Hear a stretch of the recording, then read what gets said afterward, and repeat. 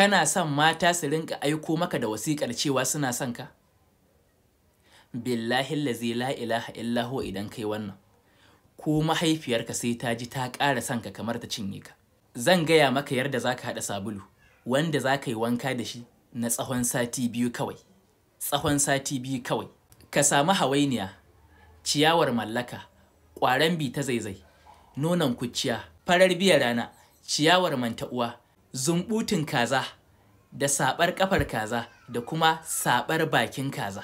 Sai ka nemo gashin gaban mace, da gashin hammatar mace, da kuma farcen mace. Su waɗannan za ka ƙone su ne, za ka ƙone su. Idan suka zama toka sai ka haɗa da sauran kayan haɗin. Sai ka nemo sabulun Ghana, ko kuma ka samu sabulu wanda kake amfani da shi. Sai ka zo ka zuba a turmi, ka daki. Za ka nemo ruwan kwakwa, da ruwan kwakwan za ka zuba a kan maganin ka dake wannan sabulun, ka kirɓe shi sosai ya daku. Sai ka fara wanka da shi sati 2. Sati 2 kawai.